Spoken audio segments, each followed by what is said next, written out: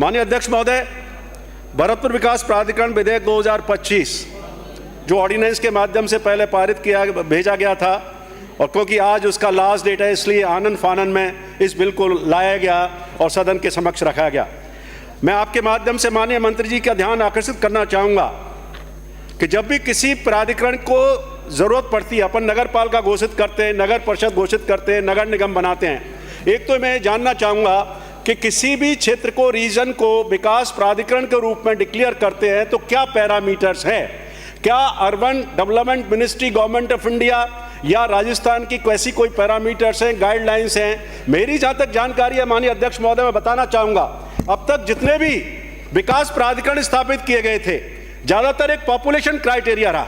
अच्छी बात है, भरतपुर विकास प्राधिकरण लेके आए, मैं उसके विरोध में नहीं हूँ, लेकिन लाने से पहले इस पर 6-7 महीने स्टडी करते, जनमत को भेजते, पब्लिक के विचार लेते। मैं खुद विधायक हूँ और मुझे ही नहीं मालूम कि कभी ऑर्डिनेंस कब आया ये जरूर मालूम पड़ गया, उससे पहले कोई एक्सरसाइज की नहीं की गई।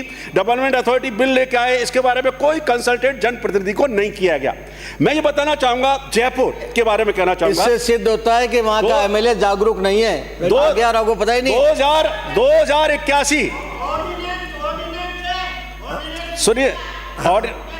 सुनिए गर्ग साहब, अरे गर्ग साहब सुन लीजिए प्लीज, ये ऑर्डिनेंस है, ये कोई विवाद का मुद्दा नहीं है, ना मैं कोई आलोचना वो कर रहा हूं, मैं केवल अपने विचार रख रहा हूं, इसको ध्यान में रखें मंत्री जी, ये मेरा मकसद है।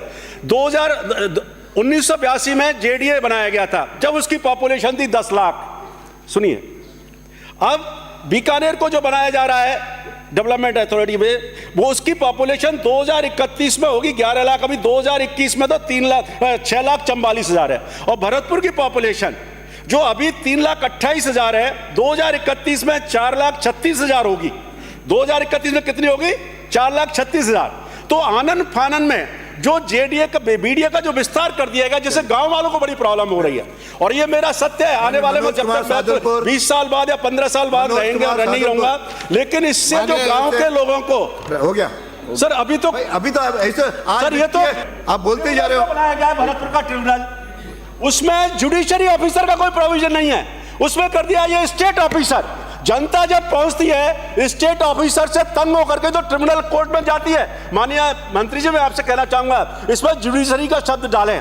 और दूसरा, एमपी एमएलए नहीं है, मेयर है, जिला प्रमुख है, आप अपने अधिकारों का खुद ही हनन कर रहे हैं।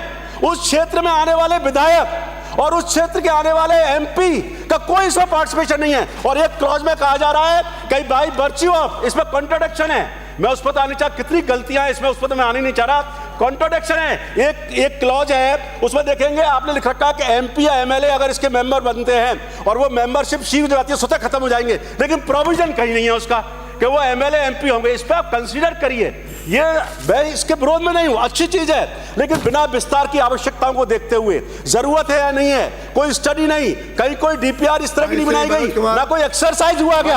मैं मानता हूं ये पॉलिटिकल डिसीजन है, लेकिन अच्छी बात है, लेकिन इसकी जो वर्किंग में जो प्रॉब्लम आएंगी वो आप समझते हैं। जेडीए के बाद भी अंकित नहीं, अंकित करना चाहता हूँ बोर्ड का माननीय सदस्य, आपने एक मिनट और दे दिया।